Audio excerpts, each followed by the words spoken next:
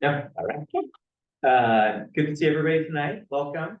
I think we have a couple of folks here who are alternates for people who are normally here, and also a couple of people on the screen. We're going to do really quick introductions, just your name, and if you are on like a city board or something of that nature, tell us that, and we will just kind of do a quick round robin around the room. So Matt, he's the MIT consultant with project. Kara Haggard, staff and the project manager for the city. Maria Bigelow, staff at the Built Community Center. Brent Phillips, planner stuff. Sarah Ellison, Parks Board liaison. Name's Emily Bryan, community member. Matt McGinnis, Park Board, hang on. Patrick Gutierrez, I'm on the Watershed Council Board and on the Arts Council. Jim Meyer, community member.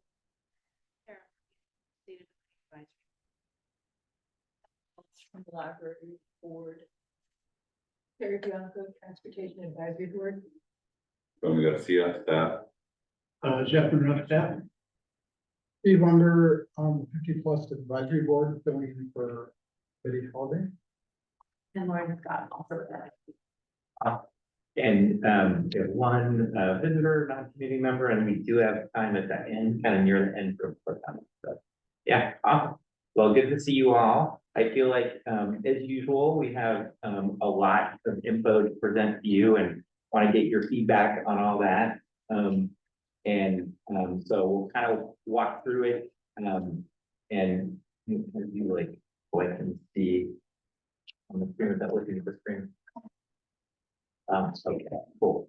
So in terms of the agenda, we did welcome and introductions. We're ahead of schedule, 5 minutes already. I was like that. We'll give you kind of a quick status report and just kind of remind ourselves of some of the community engagement efforts we've been undertaking over the last several months. We'll hit it at a pretty high level because we talked about that a lot at the last meeting or two. You guys want to light up or? Oh, sure. Yeah, don't fall asleep though. Yeah. Yeah, thank you. So we'll talk about that again, kind of what we're up to right now, what we've been up to lately. And then the two primary topics of the meeting, and they are related to each other. One is to talk about the essential services and equity index mapping that we've been doing. So we're going to show you a bunch of maps. We'll say a little bit about, our expectations about how we're going to use that information as part of this project.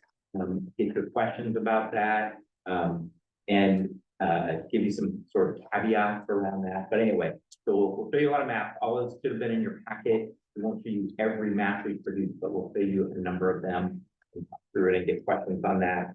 And then we'll talk about the trends and needs and opportunities that we identified in the needs assessment report that y'all got in advance of this meeting.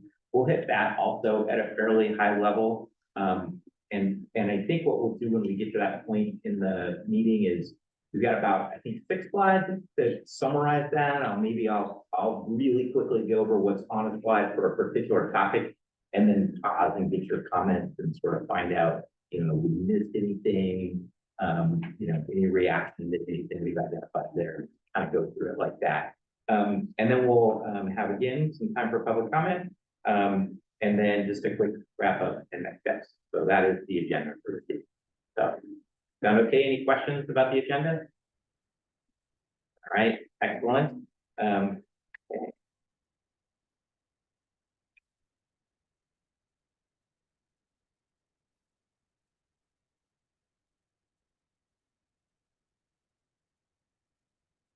We did that. All right, schedule. So you've seen this schedule before. It's just kind of a reminder of where we are in the process, which is we just prepared kind of a significant, I'll say, product or report, which is the needs assessment. The next step is to kind of move more to, well, we're also doing a kind of high level assessment of operation and maintenance and organization. So that's underway. That'll get done in advance of the next CAC meeting. And then we move into recommendations, implementation, and also more community engagement. So that's kind of, quick overview of where we are in the process. And we will be meeting with the mentioned this later too, but meeting with the Parks Board in March 20th, I believe, the date for that meeting. So that's just kind of where we are in the process.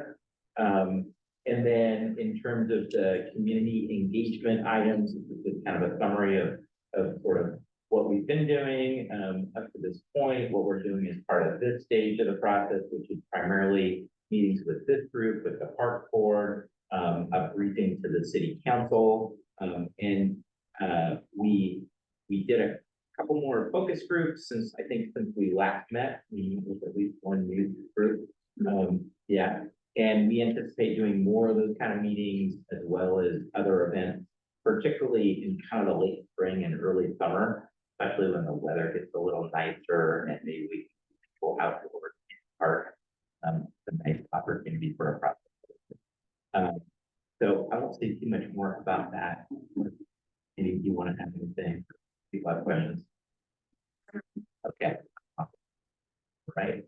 And just a little more on that, again, in terms of some of the things we've done to date. And a lot of this has been used to generate what you saw in the needs assessment. So particularly the survey that was conducted, both a random sample component and then the sort of even more people community-wide survey, the community event that we had, the focus group that we had in the meetings with y'all, and the Park Board. So all that sort of was information that fed into the needs assessment document that we got in advance of this meeting. Yeah, so not too much more to say about that, but just kind of a reminder of all. A lot of these events, we have summaries from them and they're up on the website, and a lot of them were also in the appendices to your packet, which I did not send to you, so I didn't want to send you 300 pages of stuff to look at. If you want to look at them, they are big. Yeah, it would have been a really long document and the file would have been huge. We should have been for give you other ways to access that stuff, but it's out there. If you want to read it, it's pretty key. I think the focus group summary alone is probably 50 pages because there are a lot of so just some of the things, some of the themes that came out of the focus group, or not the focus group, but the engagement activities that you'll see reflected in the needs assessment in terms of priorities and needs. So trail connectivity, including ways for people to get to parks or between parks, not just trails within parks, but being able to get there. And some of that is not directly sort of the purview of this plan, because off-street trails or outside park trails are more taken care of by the city transportation department, but it's important for us to acknowledge that's important and identify some recommendations throughout this. Year-round recreation, being able to do things on days like this and not get really wet is an important thing for folks.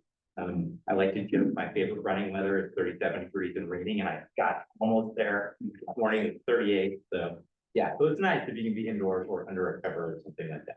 So that's important. You know, just a variety of different types of park improvements people identified. Again, those in or not both, but in the survey, the focus group, the community meeting that we had, improved information sharing. People talked about different ways besides just the city's website to share information, other apps, signage at parks, etc., ways for people to find out what's happening or what the conditions are at a given park they might be planning to visit. Access to nature is super high priority for folks. We heard during, again, the community survey and other events. When we talk to the folks who use sports fields and who are part of sports organizations or sports teams, you know, they talk about the importance of those facilities to them and improving and or expanding either the life of those facilities or the time period when they use those facilities and the relationship with the school district, which manages those facilities in the city. So that was something we heard. We also heard it's just important to maintain what you have. But maintaining the existing system is super important. I mean, I think that's something we hear in every park planning process that we undertake. Don't build something if you can't maintain it. And also, you know, people talked about climate resilience, public health, and the impact that park and recreation can have on things. So that's be considered considering as well. So those are just some of the things, you know, that came out of the community engagement process that you should see reflected in the assessment as well. I will take a quick pause and just see if y'all have questions or, you know, other things that you wanted to just comment on. Again, recognizing that there's a lot of sort of information and material in the community engagement report. But yeah, any questions, comments, thoughts around that topic? Guys are making it really easy so far, but I am gonna expect you to talk more later. All right, for now, we'll keep going. We'll continue to stay ahead of schedule. So the first couple of slides here are gonna be a bit of a repeat of information presented at the last meeting. We talked about the mapping work that we were getting ready to do, and we sort of described the types of mapping and the methodology that we were going to use.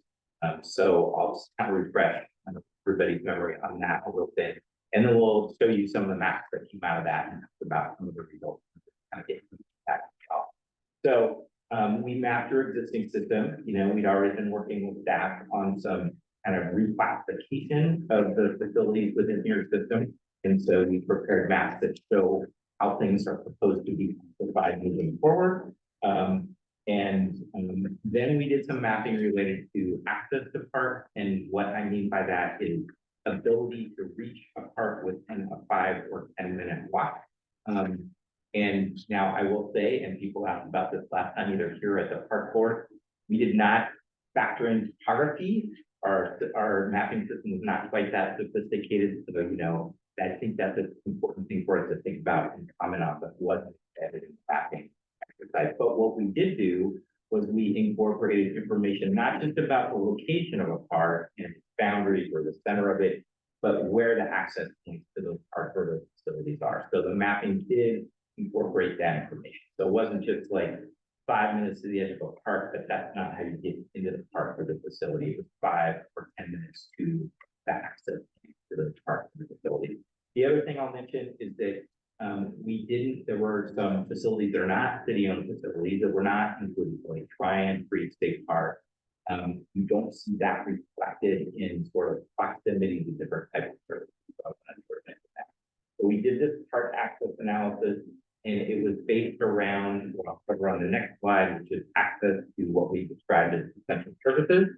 So all of this I'll talk about in more detail on the next slide. And then we then build on that by doing this equitable access analysis, and I'll say more about that as we kind of get into the next set of slides.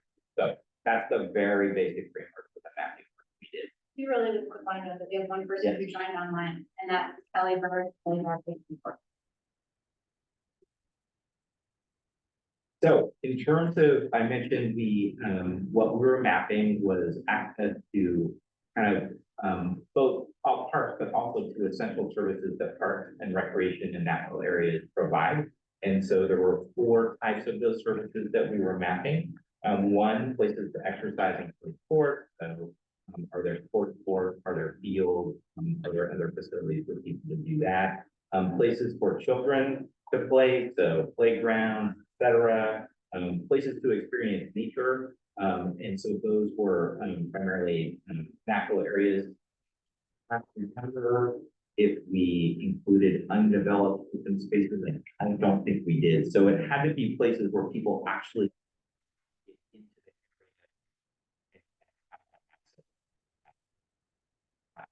area. It's there, but there's no trails. And then trail places for trail connectivity and the ability to use trails. And so any trails that were at least 1/10 of a mile long in a city park or natural area or other facility, map access to them. So those were the 4 types of services that we have access to. And again, mapping 5-10 minute walk to those. So these are going to at least look a little bigger for you guys on the screen, pretty small on the small screen. But these are maps that show that access to those different types of services. And so basically the areas that are colored are the areas that have access, and the in-between areas that kind of, I guess, light gray areas are the areas where there are gaps, where people can't access those services within a 5 to 10 minute walk. It would take longer to walk, or they would have to drive to whatever it might be. So you start to get a sense of kind of what portion of the city has that kind of access to those different types of services. And so I'm gonna keep going, and then I'm gonna pause some points and just get questions, comments. I'll keep going just a little bit longer, because then the next thing we did was sort of combine or overlay those maps so that we could identify access to all parts and all essential services and get a sense of where the most significant gaps, where there are gaps in access to any of those things. So that's what this map is showing. And again, other than the lake, which is a different color, the kind of all very light gray or white areas are the gap areas. And then you'll see in the next set of maps that we define those areas, we number them, and then we use them for further mapping. And so those are sort of our primary gap areas, but they're not the only gap areas, because again, we also map gaps in access to specific facilities or services, not just all services, which is that's important. We produced, I think, even more maps than we sent you, and we could have produced more and more maps. So we had to kind of stop somewhere to overwhelming it. So maybe before I talk about the kind of the equity index mapping piece, I'll pause there and just see if you all have any questions, make sure that all makes sense. Yes. So I have a question about how you calculated the distances. And I'm particularly attuned to the playground map, as I have young children and we walk to playgrounds. Did y'all map from the actual playground, or did you, because I know I live more than half a mile away from Lake Oswego Parks and Rec playground. And so this shows me that this shows that I live a quarter mile away. So is that a quarter mile to the edge of the park, or? So it would have been to the access to the park. So it wouldn't have been just to the edge of the park, it would have been, but it could have. So I'm gonna do my best to answer the question. Unfortunately, the person or person did the mapping, checked that it's not with the thing or made of. I don't think we even split the space though. Okay, To them is like access to the physical park, but if the playground is located like a quarter mile in the middle of the park, then that would have been counted. Like quarter mile or half mile to the park with this. so it would have not, if you had to get to the park and then walk another quarter mile in the park, to get to the playground, it wouldn't have added that extra quarter mile within the park. I'm worried we might be missing gaps in service with that, because like, if you look at like the Play for Children map, it shows like a large area west of Iron Mountain as being a quarter mile of the Iron Mountain playground. But like the western edge of Iron Mountain Park is like over half a mile walk to the playground. So like those folks don't actually have walking access to that community. Okay. I'm a little worried about that. I'm worried that like, and I'm assuming that this could also, you know, I'm attuned to the playgrounds, but I'm assuming it also could impact like access to exercise and sports, because I know we have large parks and it's like maybe at one end there's access to a field, but not at the other end, which is half a mile away. So I'm a little worried that we might be missing some gaps in service. Yeah, I think fair point. I will say that, and I almost said this at the start, but I thought I'd wait to do a kind of comments people have. We probably can't go back and totally redo this mapping. We don't have things where geo reference to the degree that would be required to do what you're suggesting. But I think as we look at this, particularly when we've got large parks and one of the types of services or facilities that we're mapping access to is within one or more large parks, I think we want to sort of talk about that and think about that, about access to specific types of services. But I think that's a really good point. We'll want to think about that. And that I don't want to promise we're going to go back and like full all this mapping. Probably because it's a couple of parks, Mountain being one of them because it's so long, like you could heard of one, but not there. I think there would just be a couple parks that would be, Yeah. the larger parks. It might be something that we can just like kind of talk about in the narrative, which is how we address, like, some people maybe don't show that they have access to walking trails, but they're right next to Tryon, it's just a state park. So we kind of talk about that. I guess what I'm wondering though is, are there, because it's not mapped, are we missing? Isn't visualized. Again, we might be in the, but I think if we look at those particular parts where that's an issue and describe it and, you know, we could kind of come in and maybe draw some circles or things on top of these maps and say, okay, there's probably an additional CAC area. And that's how I would probably come at it, because to really redo the analysis, we have to do. Even though there's only a couple parts, it would mean doing all. But I think we can capture it without doing that, but with some kind of visual. connection. So I think that's, yeah. Yeah, so I think that's a great. Let's see, No, I have yeah, go ahead. another two comments. So I don't want you to read it. You know, Iron Martin is so long, then you might do two Iron Martin North, Iron Martin South. Treated as if it's two parts, even though it's not. Yeah, but it's to sort of differentiate some. The other is, when I look at these maps, especially like the next one where you have all the colors. I just don't, it doesn't translate.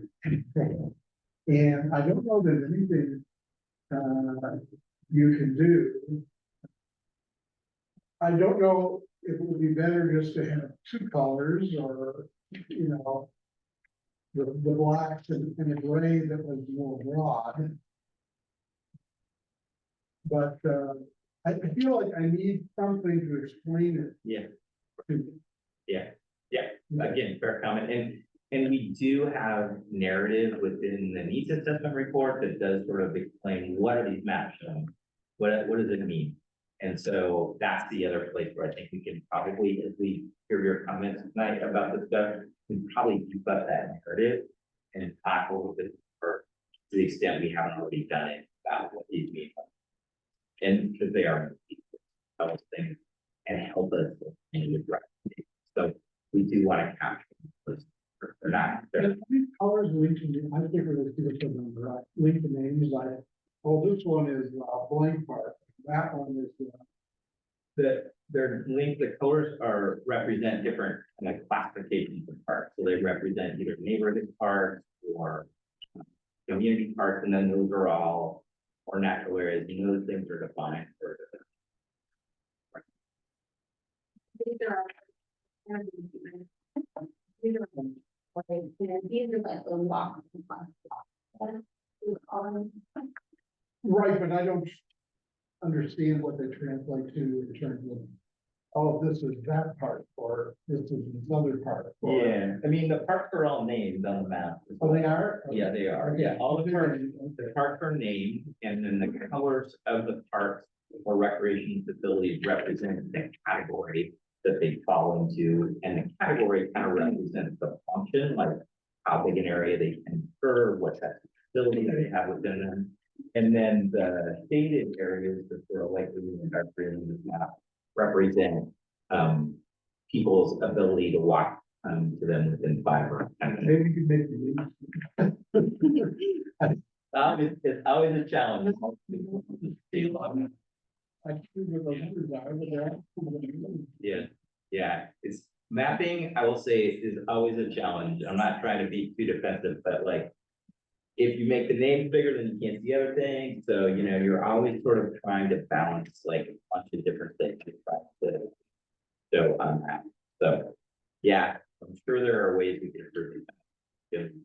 I think we'll also get some clarity when we look at the next set, which is. Yeah. The negative spaces, which is the CAC, sort of looking at the. Yeah, Matt. Do we know what the population was? It's like if you get out of that.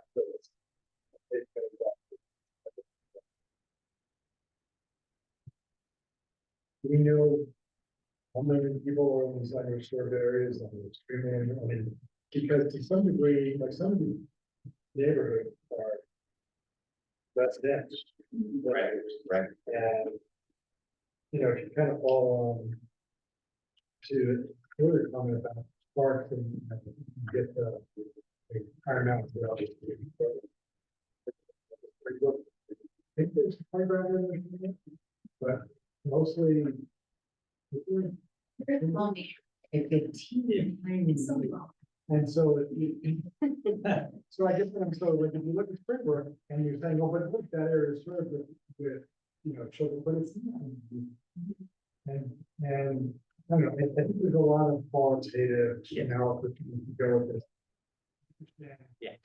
But I think if we present it that way, it's saying, these are the people that represent a half, you know, this, if we're a little more squishy, and I know squishy is not, well, it's the best way to approach but kind of take into account that, you know, and I think we need to do the work to kind of figure out, hey, look, this way I can see what I think. There's a lot of input that people buy that can help you kind of. Sure. Own some of this.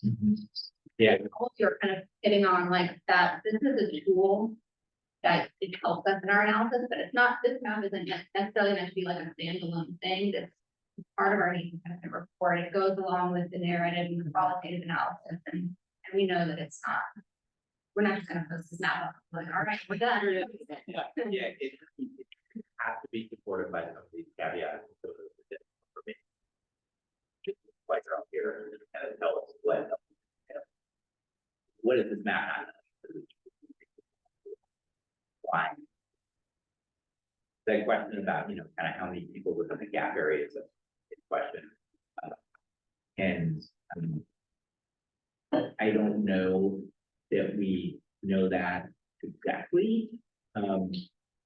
But it might be something that we could calculate. I'm not, you'd have to, and the reason I say might is just because how population data is set up, it's not by these numbers, right? It's by things like census places, census block groups.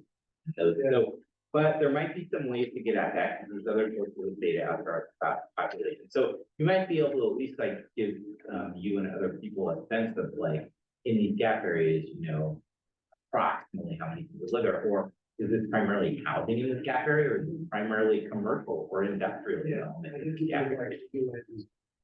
Yeah, yeah. So I think that's a really good point. I think that would be another good piece of, I'll call it qualitative, quantitative data to kind of add the mix, talk about, right, gap area. Yeah, that's great. Any other, again, I'm going to talk about some more maps, but any other questions, comments back before we get to doing that? Yeah. I think to this point, we might, in the library, we might have some data about neighborhoods, because we were very interested in having another library facility somewhere, and we had looking at the same. Yeah. So I gave a note to myself to check on that. Okay. If we've got that, I can see the line. Great. And I'll also just note briefly on that is that one of the platforms or applications we use the next set of data that the kind of equity index mapping is called urban footprint. And urban footprint, I haven't used it a ton, but it tends to give you a little more ability to do some customized estimates for people. So that's why I said we might be able to kind of get maybe work that the library or others have done, you know, around them. We're always happy to take that. Any other questions before we point going? This is really helpful. We're going to kind of the next couple. So the next thing we did was, and we talked about this a little bit last time as well. We did this equitable access analysis. So we focused on particularly within these gap areas, are there concentrations of people or groups who have particular needs or have historically been maybe underserved by park and recreation facilities and other types of city services? Or are there, beginning to, Matt's comments, are there larger concentrations of denser development areas? So we looked at a number of different things. We looked at, they're all on here. Didn't read them, so I'm gonna pick up here. So youth, so residents under 18 years of age, people over 65 years of age, communities of color, population with a disability, and then the population below a certain income level. We use poverty data, people are slightly below the poverty level. And then multifamily housing to get a sense of where sort of denser concentrations people are. And also folks in multifamily housing often don't have private space, right? So they to some degree have a greater need for public space because they have a state factor. So those were the areas we looked at, and or the types of populations we looked at. So we kind of overlaid those gap areas, and I'll show you these maps in a moment, but we overlaid those gap areas with maps that showed how those populations are concentrated across the city. And then we said, we looked at sort of where the highest levels of concentration of each of those groups are, and any gap area that had 3 or more of those types of concentrations, and we looked at kind of the top 2 tiers of them. We noted those as a sort of particularly significant or severe gap area. What are we at? The high severity of need. So that was sort of the second level of mapping we did on top of the gap area mapping. So I'm going to kind of run through some of the slides that show that and make a few observations. I'm going to turn it and look up here because it's hard for me to see them. And Here's the numbers in the circles correspond with the left-hand side. yes, of they the correspond to the graph. the number of gap areas on the previous slide in that table. So kind of what you see here is you see those areas that have gaps that basically don't, and again, they might be larger in some places as Sarah brought up than they're shown here, but you kind of see where they overlap with, and again, there's I think 5 or 6 of these maps, so I'll run through them real quick. I won't spend a lot of time on each of them, but I'll sort of point some things out. So for instance, gap area numbers 3 and 7, kind of portions of it, but not the whole thing. Some of the edges kind of coincide with one of the higher concentration areas of communities of color. Gap area 2, pretty big chunk of that coincides with it. Gap area 5 a little bit, but it's not sort of, it's like the 3rd highest concentration, I believe. So you start to just kind of get a sense of how these gap areas coincide with these different concentrations of different types of households or populations. So I'll just kind of run through them quickly. This is the multifamily one, and you start to see some similarities, not everywhere, but that's where you're going to see kind of that higher severity of need. So particularly gap areas 14, 2, 4, 5, 3 are associated with areas where there's a higher concentration of multifamily housing. Again, I'm just going to note some observations in terms of what you're seeing on the map. This one, populations over 65, 14 shows up again. And that's probably because some of the population over 65 is living in senior facilities, and that's a kind of a large concentration of multifamily housing or housing generally.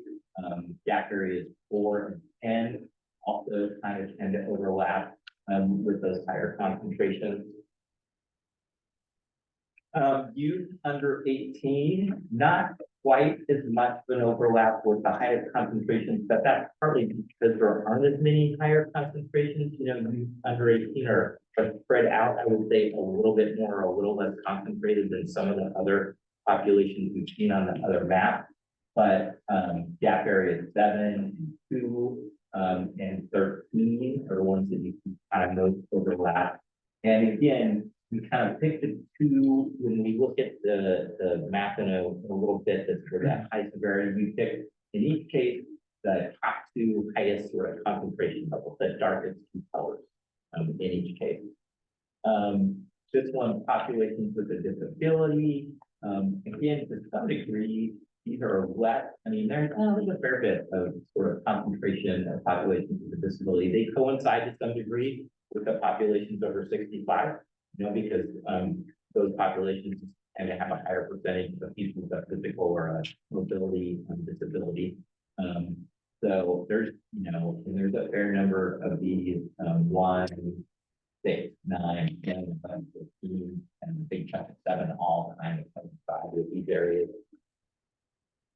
And then I think it's, the last one, poverty, again, I can see some similarities here to a couple of the other earlier maps, so, and gap areas, particularly 1, 3, 6, 14, and 10 are the ones that tend to kind of coincide with the highest concentration. What the poverty is that considered, like, make us go about 55,000 members in the household, or we may consider?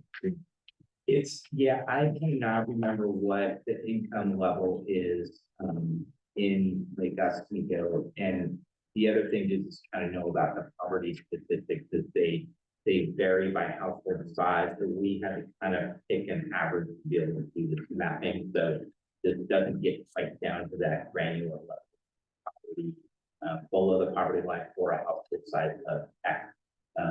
We can take it might be in that document somewhere.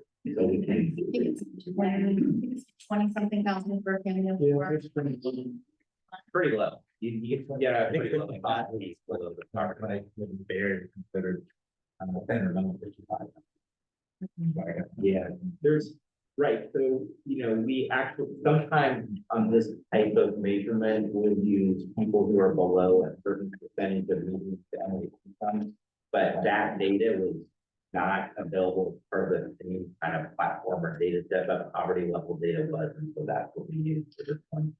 Which does kind of hit people at the fairly low end. I don't know if that's probably down around 30% or so. Family income, but it might be a little higher than that, but it's fairly low. Yeah, Could you go back to the one side of the? previous one. So, Disability? yeah, so I have 2 questions. Your upper left, there's like a big pink, and then there's a big bunch of red at the top. Mhm. What's a big bunch of red at the top? What neighborhood is that? What causes that to be a location for disabled people? And I don't know, it's hard for me to say what causes that to be a location. I mean, this is all based on, ultimately, a lot of it's based on census data. It just happens to be an area where whatever the geography was being used here, where the percentage of people in that area, relative percentage higher. I don't know if anybody is not in front of you. Okay, and then the lower right, is that Mary's? It's Mary's Wood. Mary's Wood? Okay. That's perfect. Okay, that's fine, that's all I need. What are you trying to do? Like, okay. And I apologize that my sort of It's okay. geographic. No, no, no, no. Not as good as it should be, but yeah. It's not possible to get it. So there's this, I think, one more map, which is this map of then, okay, if you kind of combine some of that information, what do you do? So this map is again showing those gap areas, highlighting with that action, the gap areas that end up with at least 3 of those conditions within the top 2 kind of tiers. So the ones that you see are one of the ones we just talked about, gap area down there on the right, very kind of to the I guess to the east a little bit of park, and then also gap area 3 down kind of lower left. Didn't know what that would be kind of most associated with, but again, all of these are kind of combining data. They're not telling the full story, but they're giving you a sense of like what are the areas where there's the highest need related to those measurements that we looked at. Now, and so I think, this is a tool. This will help us, I think, in terms of potentially prioritizing improvement of certain types. that's one way I anticipate we will use this information in this tool. It won't be, we only use this map, we'll wanna look at some of the specific, both gaps for what type of service and equity index for what populations to get a better sense of, okay, what more specifically the gap there, what types of needs do we really need to focus on in those areas or prioritize in those areas. The other thing I would just note, and I talked about it earlier, is that, and we talked about it a little bit, maybe at the last meeting, or at least at the park board meeting. This doesn't mean that we're gonna say, oh, we need to build a new park in every one of these places where there's a gap. It might be that there's, for instance, a school facility that helps meet some of the gap related to places for children to play. And it's more about making sure people either have access or know they have access to those facilities in certain times of the day. It may be for access to nature or trails. Well, we point out that some of these areas are very close to Tryon Creek State Park. There's limited access points in there, but at least, you know, that's helping meet that need. There may be places where there's an existing park in this area, but it doesn't have a certain type of facility or amenity. So it's more about adding that facility or amenity to that existing park than necessarily building something new. So there's a lot of different sort of ways when we get to the next phase to think about, like, okay, we've got this information. How do we now start to come up with some recommendations designed to address it? But I think we do intend to look at this information, including the equity index information, as a way to help prioritize the need for certain types of improvement. So I wanted to kind of put that out there, get your reaction, make sure that generally makes sense, understanding a lot of these caveats. Yeah. Hey, Frank, but I need to look at the one on the top that we described, that probably, see terrain up there, that's in there. And Right. Yeah. Okay, the one on the far left is commercial, or not? Some of it is commercial, there are, I mean, what I'm saying is like, and the one on the far right is the marriage work, that, I mean, there's reasons why each one of those places do not have a term. Like, to the extent you need folks on this, really have a volunteer. But I volunteer myself, I'm more than happy to do this work and help you through this, because I think Yeah. it will produce a more like actionable Yeah. plan going forward. And in part, if you don't live in the community, you're not gonna know this, and it's not easy to get it. We don't have this kind of data. It's not like you can just Google it, right? So, I mean, like you just. I mean, Yeah, I would welcome, you know, any thoughts or comments, yeah, like you just articulated about some of these areas, and I think.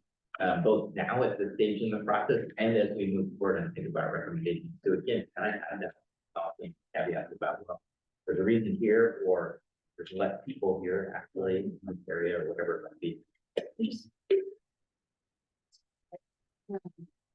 sounds like you're trying to maybe take another look at some of these, and maybe rethinking them a little bit based on what's actually there. Yeah, but I'm not actually sure what the next step is.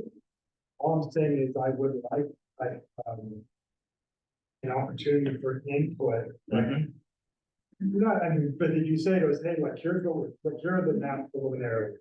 We're gonna make some determinations, to the extent you can help us, and just something bigger, I don't know, Yeah. if you don't respond, but I'll try.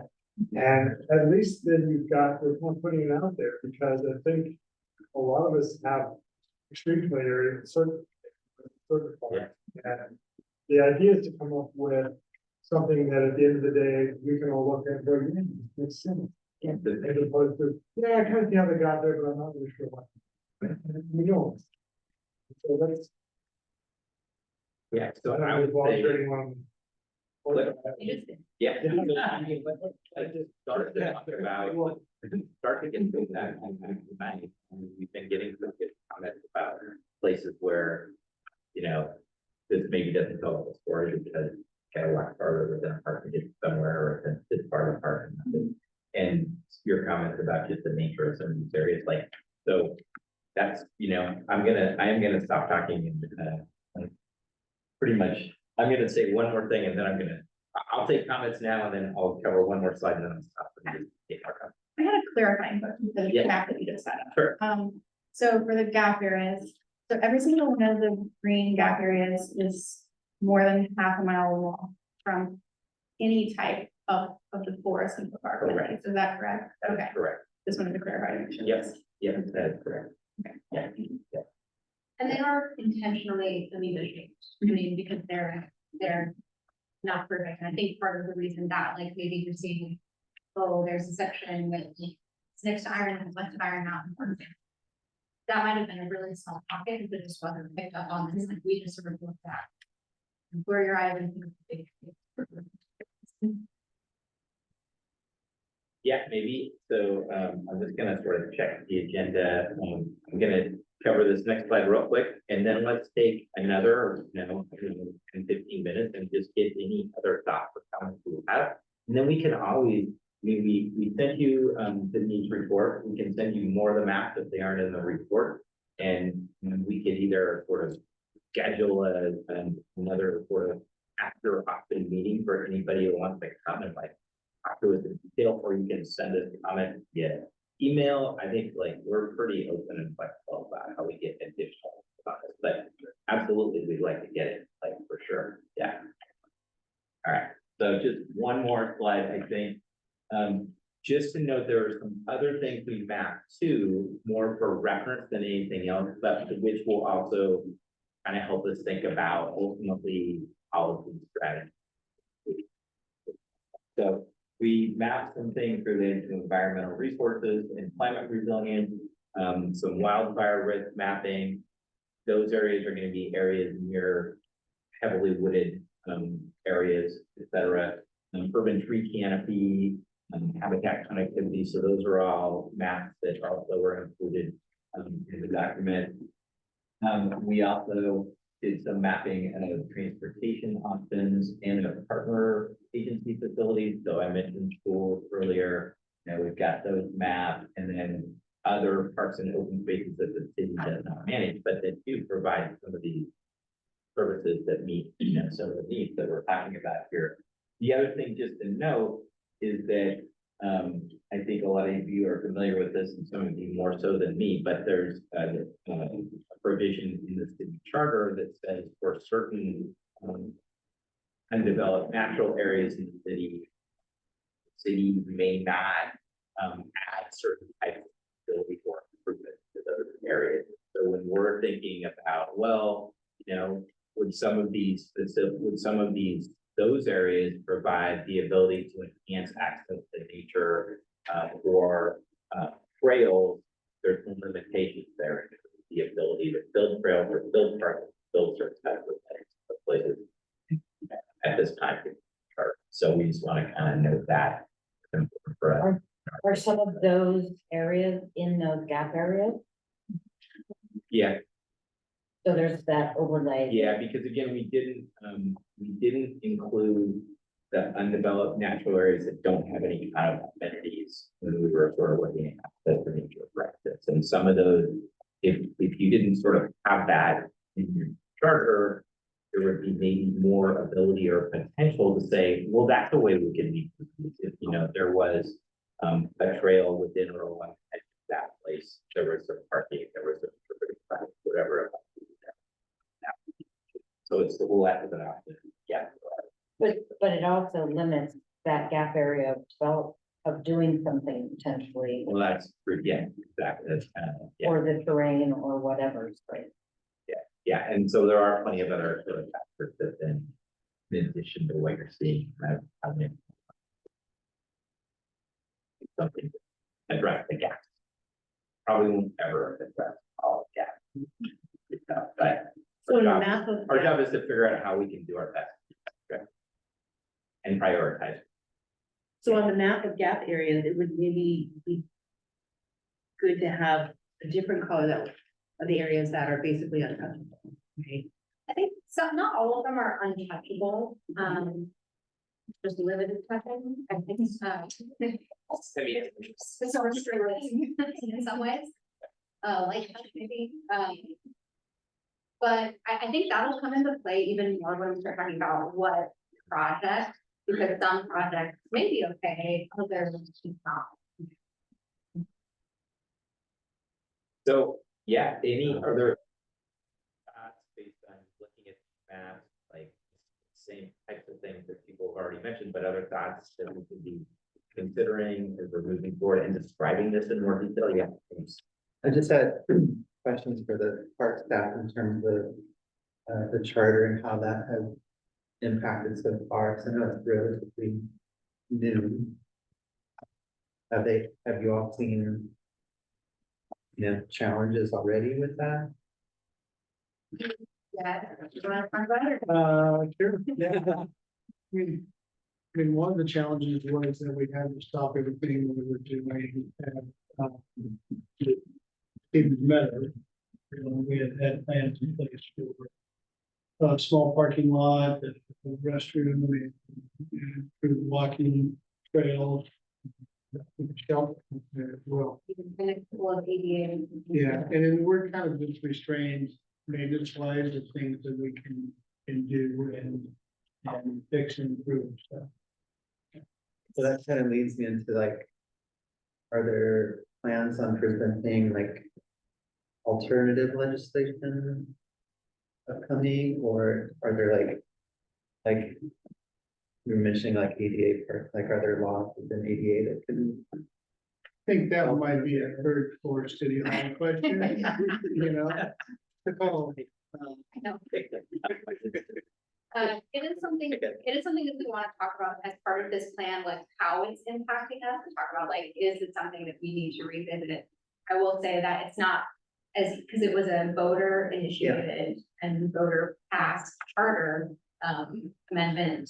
It's not something that we can just change. It would have to go back to the so it's a big project. Is this advisory committee in a position to make a recommendation for each meeting? This advisory committee makes recommendations to staff. And if that's something that you guys want to explore, I would suggest maybe doing like talk about what it is and what the impacts are. And we will. Yeah. Yeah. And we will, one of the next sort of steps in the process, or the next sort of phases of the process is to start to identify recommendations and implementation actions. And that seems like it would be, essentially a thing to talk about, and that part of the, I would also share with staff in terms of how that happens in states. That's a fair question. I have a question. And you may have done this already because do you have like a breakdown by neighborhood where you really say, well, here's the blank neighborhood, and here's kind of what their population composition is, and here's what their neighborhood association says. Even if it was just a paragraph about each neighborhood, would that help sort of bring the connection down to the people level? Good question. So that's a lot of questions. I'll do my best to answer it. So we have not, for this part of this process, done that kind of summary or that breakdown. And again, the geography we use here relate to primarily kind of where the facilities are located in terms of the proximity mapping and the breakdowns of how the data is organized, specifically organized by neighborhoods, district categories. And we haven't gone out and sort of separately created or produced a breakdown of that. Now, I do think that just as we've been talking about this today, and people have said, oh, well, that gap area, that's essentially adjacent to or in the vicinity of the parking, or that's in the vicinity of the. We can, I think, do a certain amount of within the narrative that goes along with these maps, talk about that, refer to people because they are obvious, right? Like you say, they're more familiar with that geography than just whatever. It's not scientific in a way, but these are more data driven. This other one is more anecdotal. Yeah. So I don't know if the city has done something like that. With the inventory of Holy Spirit, there's a lot of neighborhoods. There's 27 of them. So, but I have a list of like, here's all the neighborhoods and here's how many parks are in each of the neighborhoods and how many acres of parkland are in each. neighborhood. Always really represent how well that neighborhood is being served, because for example, Palisades is like just absolutely enormous, and there's some also really, really tiny neighborhoods. So they both have one neighborhood that doesn't equally or equitably serve both those neighborhoods. Right, but maybe their neighborhood association would be able to give you some opinion. or Yeah, well, Some one input. thing that I want to do this summer, community engagement, is use some sort of like neighborhood shop, probably not each neighborhood individually. But maybe do like quadrants of the city and Yeah. have people give us that, like, we live here, we know what our neighborhood is experiencing, sort of feedback. But I think we could definitely say, like Gap Area 7 is in a neighborhood with Gap Area 5. Yeah, I think we could potentially translate some of this information to neighborhood. Again, not like a total one or comment, but at least talk about which neighborhoods are in these areas where we're seeing these gaps. So it's a good question. Yeah, do we exactly have that data? And can we do a certain amount of completion?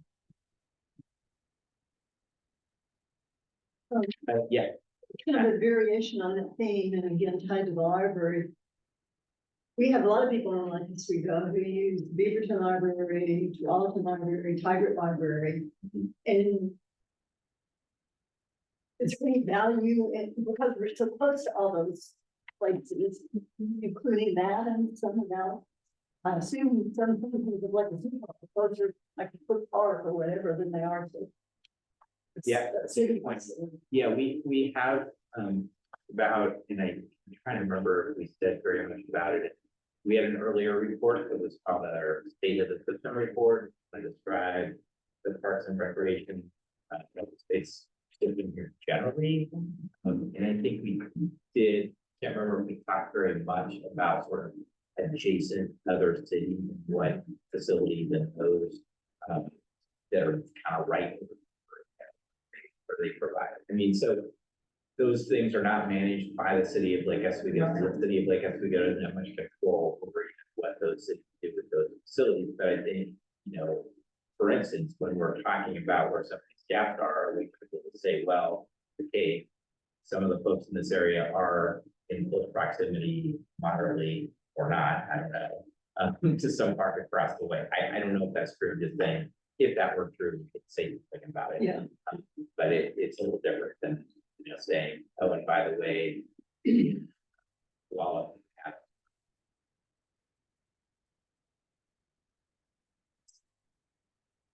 I think it's, but it's a good question. Well, and I think it could, if it came down to making, well, it will come down to making choices, spending time and money, it could be. There are some services available to elected citizens that can help to make a determination about where we are. Time and money. Yeah, of course. One thing too, that may have no bearing on this, we, well, I guess, Beaverton, if you get into Washington County, and that library system is a different county system. We do try to cooperate with them in their funds, but if you get into county law. I think that there are a lot of sports leagues who use not. It doesn't happen. Yeah. It's definitely a. And you have people who are using some of your larger or destination facilities who are coming from outside of Oswego for sure.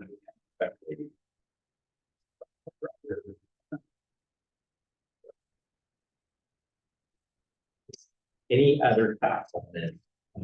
And again, I would say, here we can tonight, and then let's talk as sort of a follow-up to the meeting about, okay, what are some other ways to down with us to provide information in this way. But I do think we want to get as many thoughts as we can. We want to make it a more useful summary and tool.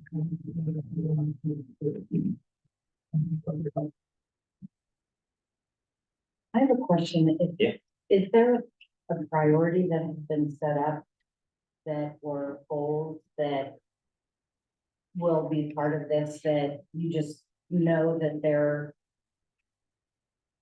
Lake Oswego has woefully underserved, kids under 18 or kids under 10 or whatever, and will there be a priority or So, individuals over 65 and what their needs are? I just was curious. This is really great information, and I'm looking at some of the gaps, and it's like, Yeah. oh, it's got a huge population of under 18 and over 65, like gap area 7 has some really interesting pieces. And that's gonna tell some story, but it Yeah. doesn't really give a priority or an understanding of Yeah. what the priorities might wanna be. So I'll do my best to kind of answer the question, at least where we are now. And so we've got, and we looked at it at one of our last couple of meetings, a set of goals and objectives related to how the park system is managed, how improvements are made, how priorities are set. So it's a pretty, it's got, I think, like 8 different goals and anywhere from 3 to 8 or 9 policies that are each one of those. And some of those have to do with meeting the needs of people who have been either who have specific needs that are harder to meet or have been historically underserved. So we have some policies that we've already kind of identified. So that's all so all this is interlaced. It's all interlinked, yeah, like each of these things we're doing, will ultimately sort of come together and be synthesized and integrated in the plan. That's the goal, anyway.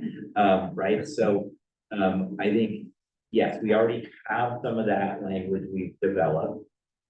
And then, B, I said earlier, I think our assumption is that we will use some of this information to prioritize certain types of improvement areas to meet some of those needs that are not being met or worked on. Yeah, so exactly what that looks like in terms of that balancing or weighing of those priorities, we have not figured that out. So, yeah. I would just add that a piece of chapter is not only well, subject to the line with the goals for the direct equity, but also when the take advantage of grant funding right now and won't be in a few years and other things.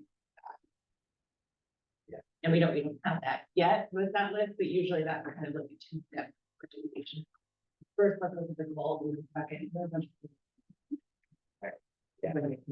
Yeah, when we get to the point of having identified recommended improvements and prioritizing them, we start with looking at the goals and objectives that we've identified in concert with information like this.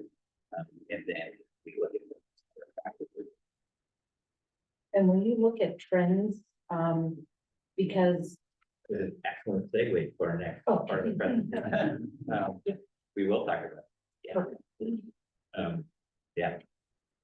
So we'll talk about that when we still have questions. About yeah, no, it. I don't want to get in the middle of No. what you want to do.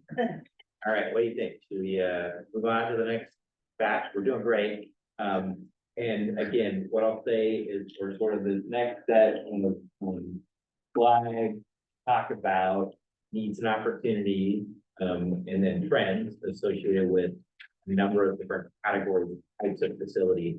So we've got about 6 of these. I sort of mapped this out in my head, we've got 6 slides, we've got about 45 minutes on the agenda, so that's like, 7 or 8 minutes per slide.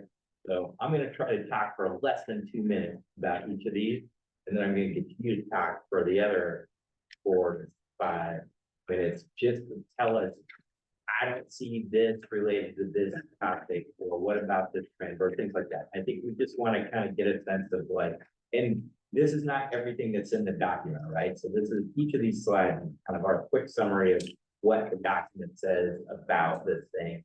So we try to paraphrase things and encapsulate things, but it's not everything in it. So I'll say a few words. I'll maybe put Lauren on the spot and I'm sure to say anything out today that's particularly important. And we'll hear from you. We'll go to the next slide. Does that sound like a good approach? Yeah, awesome. I don't really care about that before. change. Hopefully you go there. So, first one is kind of major facilities. So, these are things, like, for instance, George Rogers Park, or like the War Act is going to be doing on the. So in terms of needs and opportunities, some of these are opportunities, some are needs. I mean, the new, War Act, that is going to be a really significant opportunity to meet some of those needs for indoor recreation and for some of the types of facilities you won't have as a city now. Implementation of lesser area master plan, that's sort of both a need and an opportunity because there's been a need to do that. You haven't been able to implement some of the things in that master plan. So the recent land use process you went through at the county is going to allow you to do more of that. So that's kind of, you're kind of working on opportunities to meet the need there. People talked about some recommended improvements for Lake Oswego Swim Park in terms of better parking, new amenities, et cetera. So that's just something that, people talked about during this process, during the application phase. Ongoing maintenance, I mean, that's always need, period. And again, it's something that's really important to people, maintaining what you have. Fostering public-private partnership has been another way to leverage more resources to add to what the city can do on its own. And then we heard from a variety of people about the importance of facilities and amenities being accessible to people with disabilities or different ages. And in terms of trends, there's some a number of trends, and these are all trends. There's national trends, statewide trends, and local or regional trends. So using spaces for multiple purposes, in designing them for people with a full range of abilities, physical and otherwise. And then climbing walls has kind of been a trend for a number of years in terms of recreational facilities or parks. Actually installed one on the back of my garage during the pandemic. And then the other thing just to think about is how do people get to these larger facilities? Because there's typically only one or two of them maybe in the city. They're designed to kind of serve the whole city, but people need to get there and they're not going to be able to walk 5 or 10 minutes. So thinking about your transportation system and people's ability to access things that way is important. So that's again kind of a quick snapshot on this topic. Any thoughts on things I didn't talk about or that we're thinking about related to this particular category?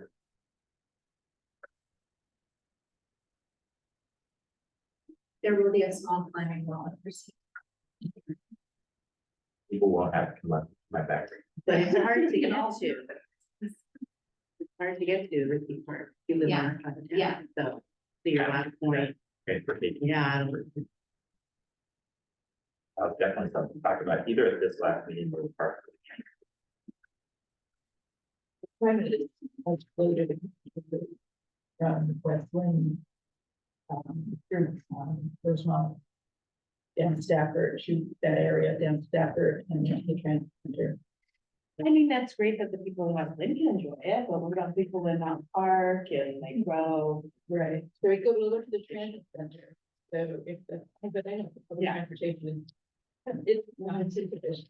I totally agree. Yeah. Well, I'm gonna keep going and let the people raising their hands, talking. All right. So the next thing we talked about was outdoor recreation facilities, and there will be some overlap between some of the things. So we did our best to kind of organize things the way that they. So in terms of needs and opportunities, access to trails and just places for people to walk and experience nature, again, really high priority among the folks who have participated in the survey we did, and just like across the nation of state, that is tends to be a super high priority. So just noting that need. When we ask people, particularly in that community meeting that we had about improvements to things, expanded water access was a big one. And I'm not going to talk too much about what that means for the lake. And that was part of where people were talking about expanded water access. They also were talking about to the rivers here as well. So that's really a need that's important to people. And so kind of figuring that out. might be one of the more challenging things to a degree. Talk about expanded access to nature. So, a couple things to think about there. One is to integrating natural features into existing parks or providing better access to the natural areas you have, as well as thinking about kind of the natural play equipment. Dura mentioned kind of a small facility environment, a park that has that. Other things that we heard from people during the process, the community garden can be really important for folks, especially if they want or need to grow and produce their own food. We heard from at least a couple of folks when we were at the meeting. Gosh, it'd be great to have a covered area for as part of a dog park or a place where dogs can go and people can be not getting rained on and their dogs are not quite as muddy when they bring them home. So again, thinking about our weather pattern here, that would have been really nice this morning, right? For everybody that has their dog out. And then, some specific facilities where there's the need for maintenance and monitoring. So the bicycle course at East Beluga, yeah. And that's just a place that super cool. Like I talked to a couple of people during community meetings, they're like, oh, this is great, but it needs some TLC, frankly. It's, it's out of the way. It's a challenge to maintain and it has been. And it's tough. It's a challenge. I mean, I will say also just to counteract that your parks are incredibly well maintained. There's not a lot of that out there, but there are some. So, in terms of trends for outdoor recreation facilities, I will not read all these things, but some of them are things I just talked about. State parks is in there. You're getting, you're building one now. So you'll have that at least there, but there's also, a lot of places have sort of smaller skate or facilities that not far from my house in southeast Portland and World First Park. They just shut down a chunk of right away there and created a combination of dare I say pickleball and it's a little skate spot. It's pretty cool. And a little bit of BMX riding there too. So anyway, we talked about sort of waterfront recreation and water play, fitness zones. It's sort of a thing that sort of, I feel like there was a lot of that like maybe 30 years ago, and now it's sort of coming back. I was just in Los Angeles and at Echo Park, there's a really great fitness park that is part of Echo Park. I thought not just people using the machines, but doing some really tight acting, I believe there. My daughter does that. Anyway, so those are all kind of recreational trends. So again, did we miss things? Or there other things when you think about this topic that we need to be thinking about? I think inside water play. Like that, yeah. Do you think inside one player? Yeah, like in that category. In that category. Yeah, in that category. Yeah.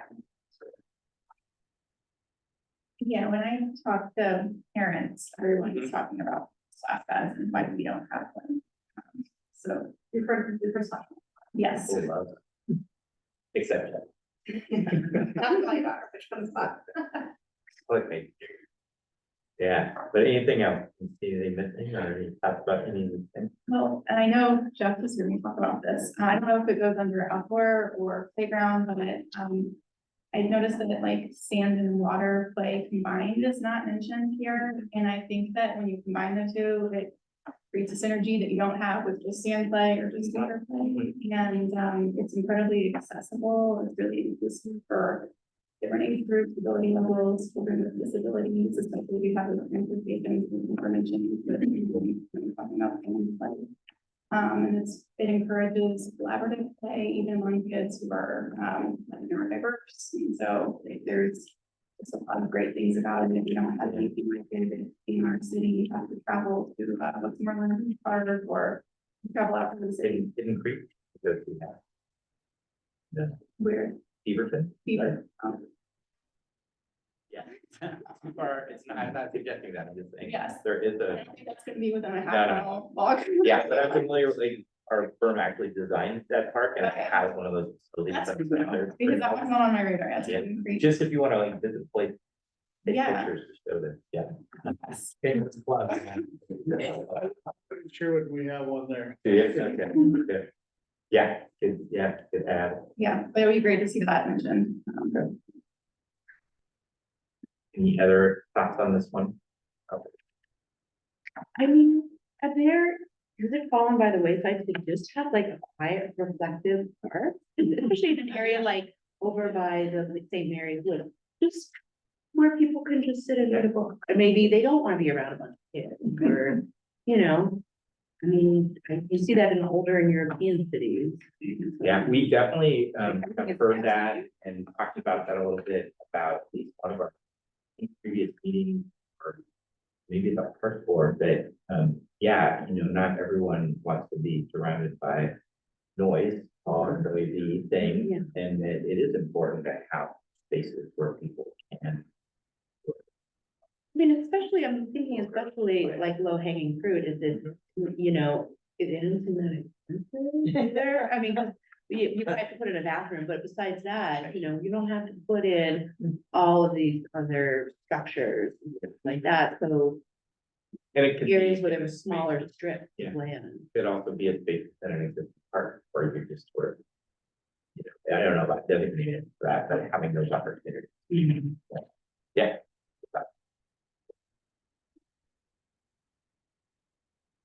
I mean, we do have a, like Cook's Butte has, like a little meadow up on top, there's a bench, it's kind of a nice quiet place to hang out.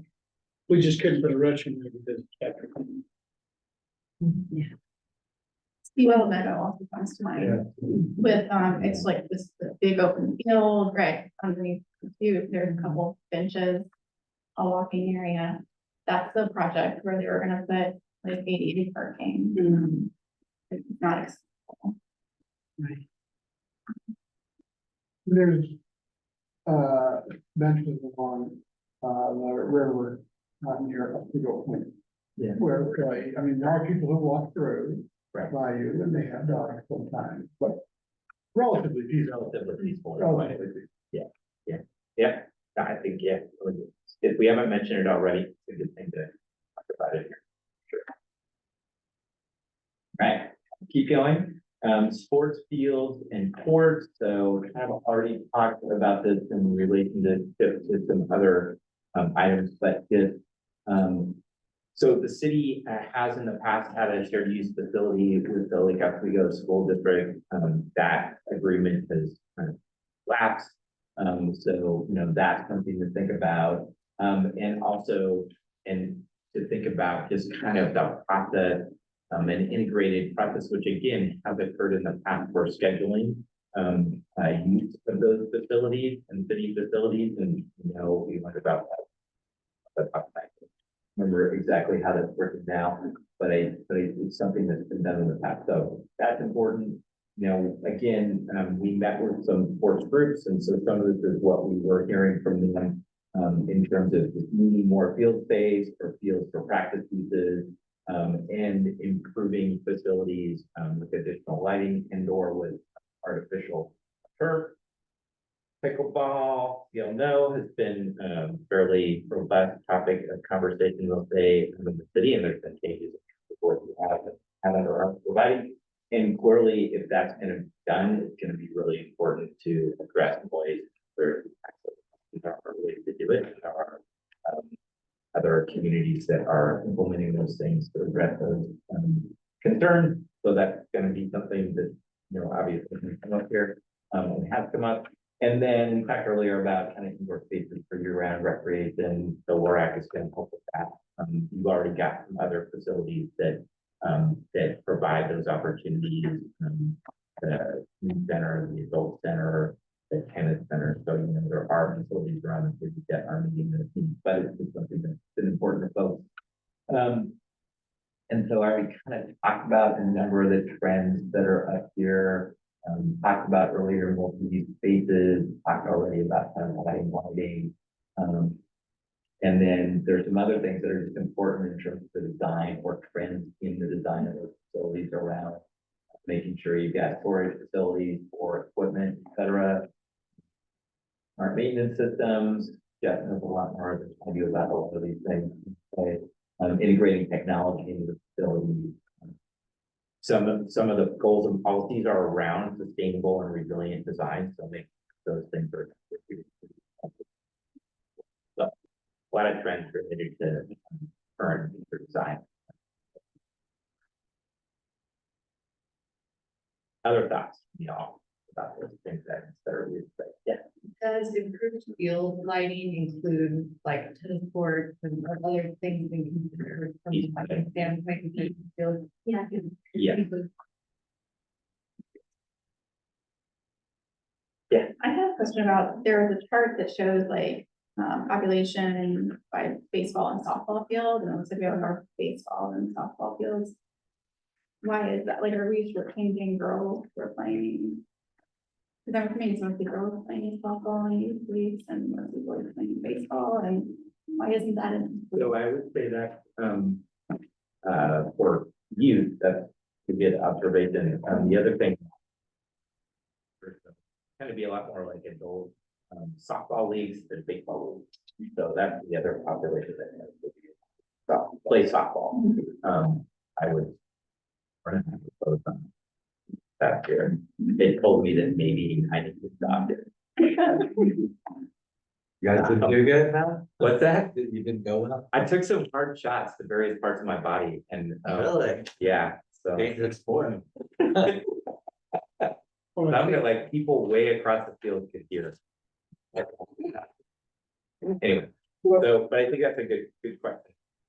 I don't know enough about baseball and softball, but can't the baseball field be also configured to be a softball? Yeah, well, I mean, to a degree. Yeah, most, Yeah. Tony's the expert on that one, but most of our fields are interchangeable. Yeah. So, and I think part of the receipt project was the initial was to have softball and basically youth-based for that field only. There would be, it's not big enough to be house any adult activities, so it'd be pretty much just youth-based, and softball and baseball were two of the main components.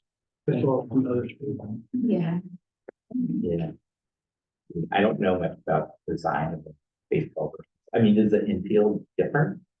If turf, if you're all turf, it doesn't matter. There's so many stripes. If you look at Azalea, it's striped for, I don't know, maybe different shorts, but Yeah, they can do softball. East Beluga, we have 2 synthetic fields which can both turn into softball fields. They do have our mounds that we remove. And softball teams can play on those fields. At Westlake Park, we have 1 softball field there. And then when we had the user agreement with Lake Oswego School District, we had more softball fields that we managed. There are, for our adult leagues, there are more softball users. For our youth leagues, that number is a lot smaller. And the way we allocate fields, it's a percentage of kids that play those sports and during the season, and so that's all I would.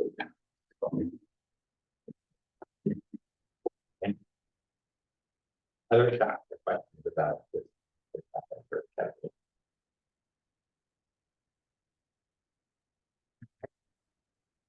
So the next one, playgrounds and play areas, so we talked about this a little bit already.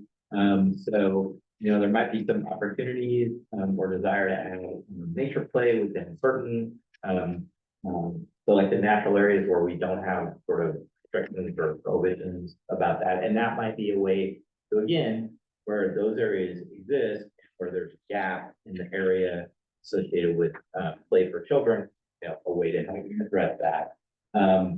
Just generally, there's always a need to update aging equipment, and to just kind of expand the variety of play equipment options. And also, make sure that different age, it works for different age kids, right? Different age and size kids. And along those lines, kind of adding more spaces for older youth, teens, tweens, gather, socialize, Actually, I was gonna say they don't always want to like plan the play equipment, but I'm gonna say that I let, as you've now seen, provide personal anecdotes, but I went to New Zealand a couple years ago with my grown daughters and their boyfriends, and we could not pass the playground without them playing. Yeah, especially if there was a zip line, they took it. But they do have.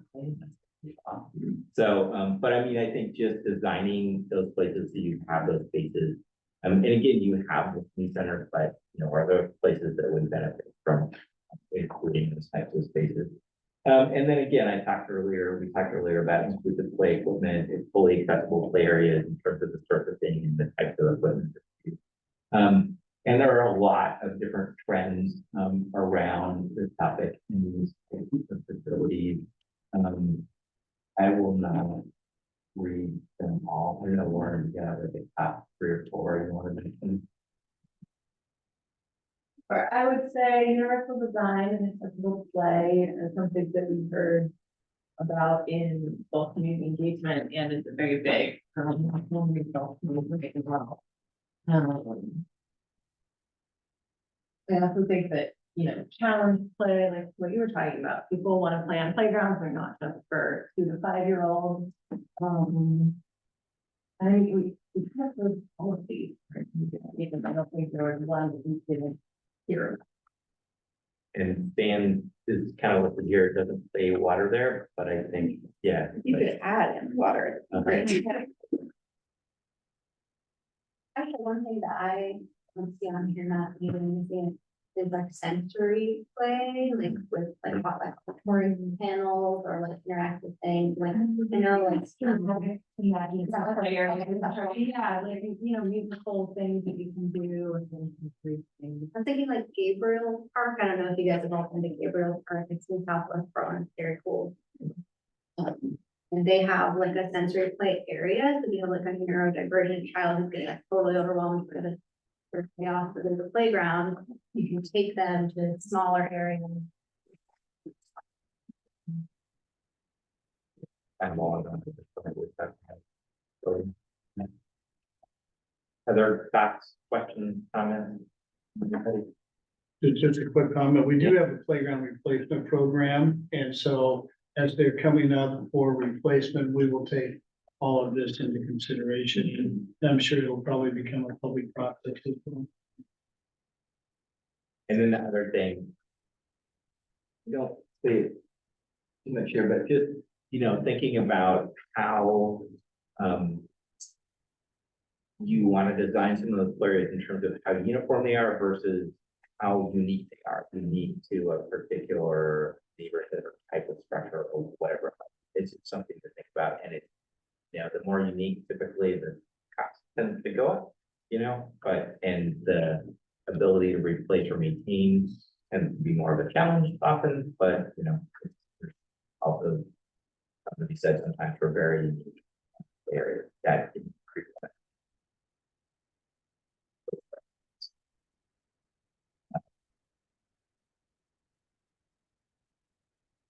I do encourage people to check out pictures of that place. And it's got a number of these other things that are talked about here in terms of things that older kids or adults can engage with. I mean, well, there's also some like concrete ball tables, very yeah. So there's all kinds of stuff. I have a quick question. Yeah. Jeff, the playground replacement, do you do that, you go into one playground and replace it all, or is it like a phased approach that? We would typically replace the whole thing. Okay. And often, when we go back and start doing this, when we do the replacement, we will look at surfacing to start with. And we'll, like I said, we'll take all this into consideration when it's done, and yeah, we're actually looking forward to getting away from some of the traditional ones that we have in our system, which is a lot. All right. Yeah, we had a couple more of these.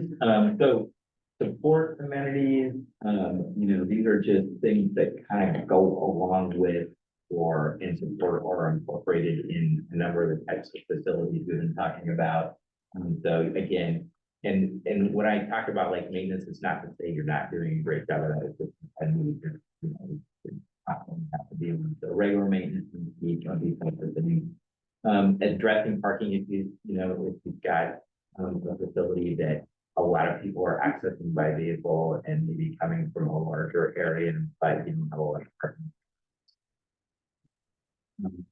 Parking in the street or, you've got conflicts between neighborhood parking, accessible signage. This is something that we heard about, from a number of people. We had a focus group, of folks, where we talked about, how to design things for people with disabilities, and that was like an important thing that they mentioned was having accessible signage and having some signage and also just information that tells you like what are you going to be able to experience at the park in terms of the grade of the trails, in terms of places to be able to sit down and rest, etc. So that's important. We heard from, I think at least one of the youth advisory groups, replacement of picnic tables, especially if they're ones that have been built, you know, maybe they've been there a long time and they're built out of materials that haven't aged so well. So And procedures. and procedures, sure, yeah, for sure. And then again, just better public information. I mean, I think you all do a good job about some of this, but we did hear from people that not everybody is gonna go use the city website. So are there other apps or particularly mobile-friendly ways to gather, to get information about what's in a park, where the parks are, how to access them, parking, or et cetera? Is there accessible or ADA parking spaces there? And then we talked about this a little bit already, but just more places to sit and relax or rest. You know, we heard about that. We've heard about that tonight, and we also heard about it during that facility focus group, that like just having a place along a trail, not at the start or end necessarily, but along the way where you can kind of sit down and take a quick breath and sort of contemplate things or enjoy the cat. So, some of these trends we've already talked about a little bit, in terms of like, smart technologies with smart lighting solutions. We talked about number 5. There's a number of these things that are sort of related to, I guess, sustainable approaches to design and development, green wall, electric vehicle charging stations, and parks. So, and a variety of trends to think about when you're designing, building, and planning for maintaining these types of facilities. Comments, questions? Yeah, Matt and then Patrick. I may be conflating something we talked about, in part for, but the need for access to the parks and meadows, so more access points. I mean, like, you know, Iron Mountain probably pretty good, actually thinking about it, but that would be kind of an example. But also like Beluga coming off the back. And then it's just, I mean, looking at that, and the other thing is connecting the parts together, or especially for me, it's like, the city's building a, like a walkway through my neighborhood, and it basically will connect effectively, Beluga and our mountain. And it's just because one of the streets, you know, it's kind of narrow and people use this as a throughway, and there's no, and so it's not real great for kids, or frankly, anyone. Walking a jog, you know, especially in the mornings, you gotta kind of dodge the cars. And, so, I mean, we're already doing that, but I think there's probably other opportunities, you know, I mean, it's like, thanks for doing my neighborhood, but there's a lot more where. Look at. We definitely, like, we have talked about and heard a lot about that. It's not necessarily, it's not just park, it's public works, but it's the whole concept of people need access in ways that doesn't entail in your life or economic district. But yeah, we also, when we had a meeting with staff from the school district, and this came up in terms of connections through parks to school, or, you know, vice versa to a degree. So that, I think that's another important type of thing. You know, and a place in sort of an area where there's good opportunity for partnership. But yeah, absolutely, that's really important. other thoughts on this one? Oh, yeah, Patrick. sorry. Okay, I would say, like on the parking issues, alleviating. I know in a previous meeting, we talked about the population growth expected over the next 10 or 15 years was pretty relatively small. The current I know it could- projections, yeah, I know it could pretty be- low. We talked about it, it could be way over that, so yeah, obviously more parking spaces, I mean. If I go to George Rogers on a weekend, I can never find parking to hike in. And then, so just I get more parking spaces, and then the other issue, I like the idea of the mobile friendly like website or app. I know another city, what they did was they were having problems with their tennis courts, they would always get booked up, and there was an app for that. And they actually got a couple of local high schools involved, and they got 2 high school students, they created their own app for that. So it's kind of a way to make it really local, using technology and our students. They're all so smart. And they were some of the ones that talked about this, right? Yeah, and yeah, you've got some great. Full student sort of youth advisory folks that, yeah. They can operate their own websites in like 12, so. Yeah, the app is pretty easy. Yeah. We get some city insurance too. Yeah. Yeah, any other thoughts or comments on this one? Love the outdoor workspaces idea. Not thought of that, I didn't see that, but. That, Wi-Fi hotspot, yeah, place to plug in. Yeah. Those are halfway, is that right? That's Really? I didn't know. How? There could be signage. I probably wouldn't go to Iron Mountain because. There, but. So, George Rogers. most of them do. Okay, I'm not too dedicated to do this, but I did some camping at County Parks in Hawaii.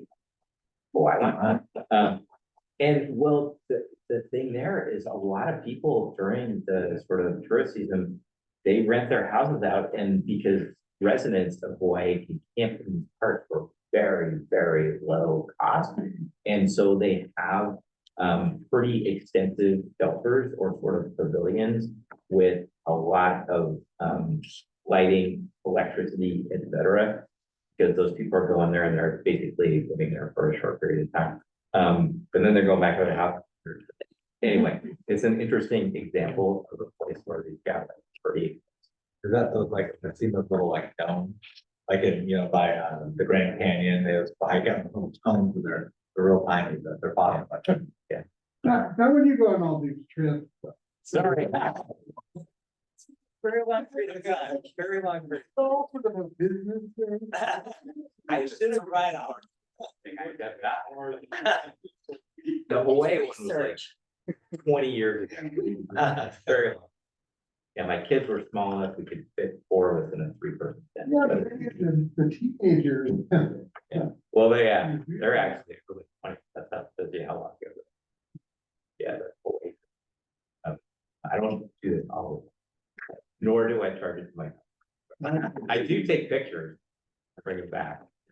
You can learn things. And I learned things, it's great to see, when people do. Yeah. Did I see any other? Okay. This might be the last one of these slides. So, so just kind of some other trends, needs, opportunities related to activities and services. So trends and opportunities. Programming that's on kind of a pop-up basis, right? It's happening at a certain place at a certain time, but it's not there all the time. That's definitely a trend. We talked about kind of fitness programs, but multi-generational fitness and wellness programs. Lauren, tell me what sports definitely programs. So it's usually just a short run, like you could just do 3, or you could do, Oh, got it. multiple. You don't have to sign up for a 10-week, commitment. Got it. In terms of, yeah. You're just testing things out, or I think in some cases, cities can help, multiple things in one day. Not to put you on the spot or anything, but that second, the trends and opportunities, you do have a spelling error in opportunity. Oh, or okay. Rutnity. Oh, you were right. So if you're gonna use this presentation again, Yeah. Thank you. Thank you. We don't want you to go to the park board. That seems really mistake about. Was it? It's probably, because it's all apps and stuff. I'll check the. Sorry about that. Better now. Yeah, just kind of some of the needs that we heard about too, accessible programming, generational programming and lower cost or, subsidized or free programming for folks, below a certain income, particularly, for any kind of record program, but. well, and I think one of the things we're gonna see in the next couple of years is we've got the large Habitat for Humanity going. So, there's, I think, gonna be a lot of family. And then, so people just kind of getting started in that part of their life. Right. Will probably benefit from low cost, no cost. Yeah. As far, the transportation and food. Yeah, you've got a couple of sites. Housing.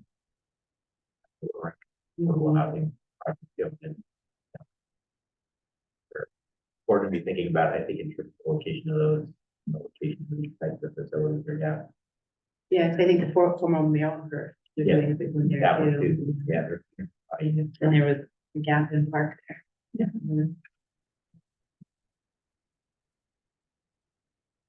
Anything else on this one? Yeah, sure. One thing that maybe this is covered in out of full-time programs, but maybe not explicitly, is full day out of full-time programs. When I talk to parents, that's the main thing they're talking about, the Parks and Rec, and what they need is programming, all day programming for their kids. They can't do like a 3-hour program because they're working. So that's, I feel like most of the time. Okay, but.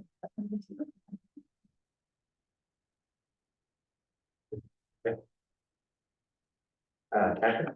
Yeah, I'm assuming that Lorax's gonna be a pretty good revenue generator for the city. I mean, it's an expensive project. So maybe paid activities for residents and maybe you can subsidize with this. That's kind of the theory here, and it's the thing we asked about.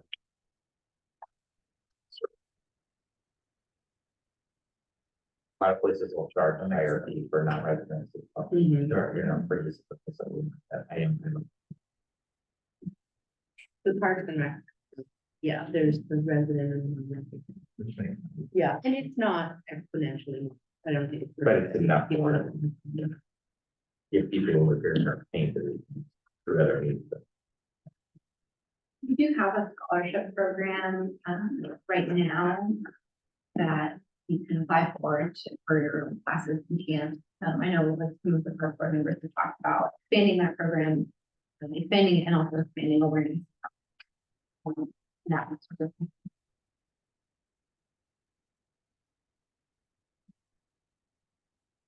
All right, I think this was the last one, which puts us, and we've been asking this question as we've gone through, which is puts us just about on time. And we did want to make sure we got some time left for public comment. So might you introduce yourself and tell us what you want to have to say. Okay, 2 minutes. Great. Thanks so much. My name is Paul Spear. I'm a resident in like a 1532 Mills Drive. So my public comment tonight is on the needs assessment report and recommending that this committee add to your parks plan for 2040, add a section on safety, mainly safety assessment and safety planning. I think the good news is the city council goals for this year include ensuring a safe community, and the needs assessment report you reviewed, that also shows on page 4 the goal of establishing and operating parks to ensure public safety. So my main comment is to put those sections in your 2040 report, safety assessment, safety planning. We were missing those sections in 2025. So for the last 12 years, we didn't have a section on safety assessment or safety planning. Therefore, there were safety improvements we needed to make. but they haven't been made in the last 12 years because we never put it into the plan. So I strongly recommend it. As you go through your needs assessment report that you've reviewed tonight, I just noted some places.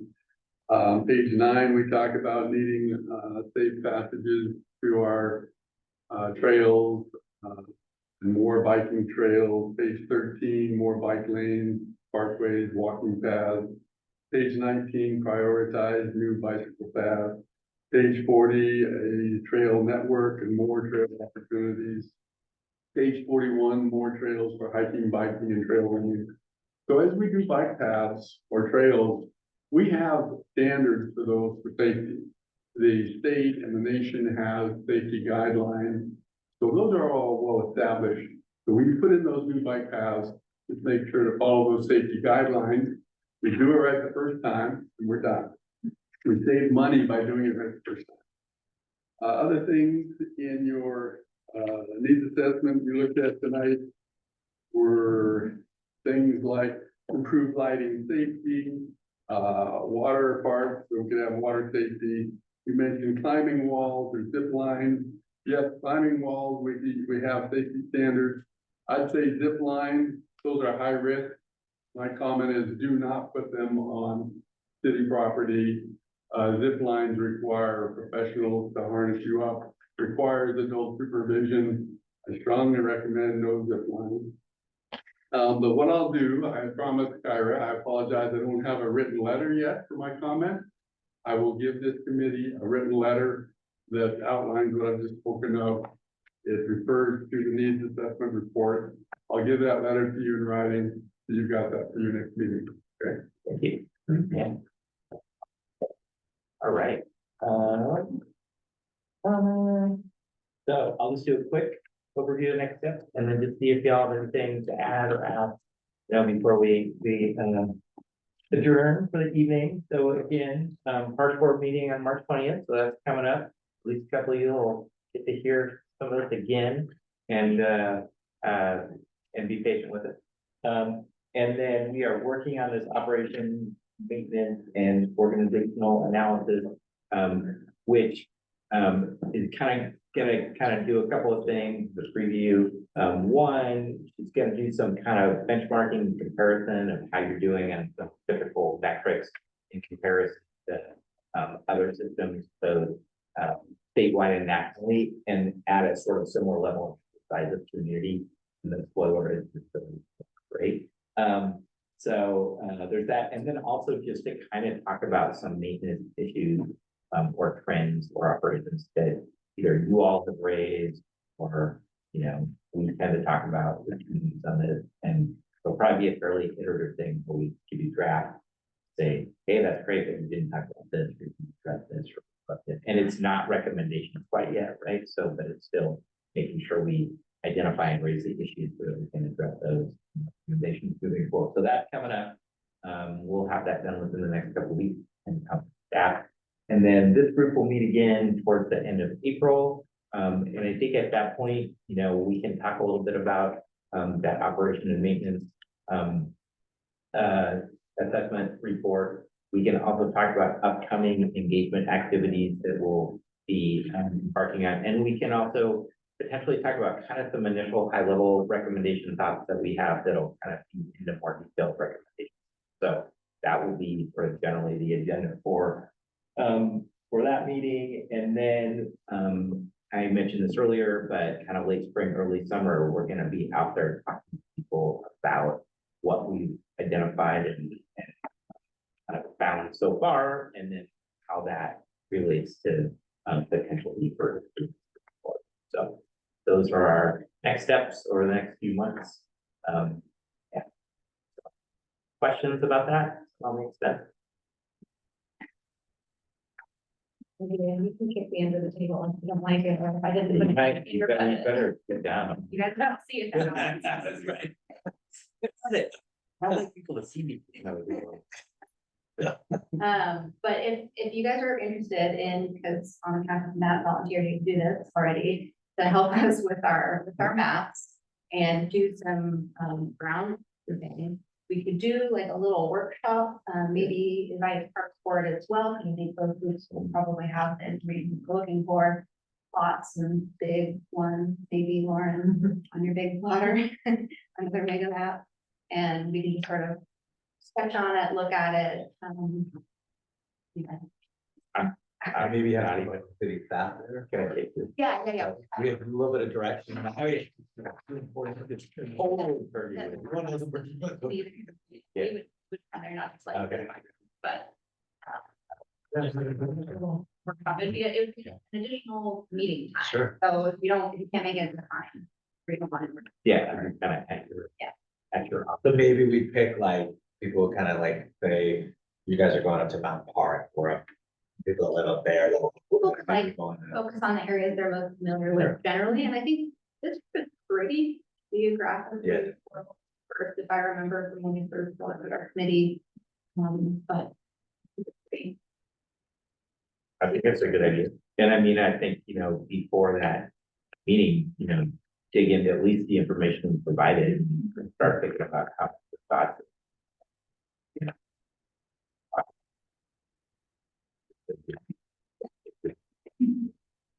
I don't kick people in. I think about it a lot. I did it once to a fellow interview. He never let me forget it, but he did too. Stop. I didn't kick him real hard. Did he stop?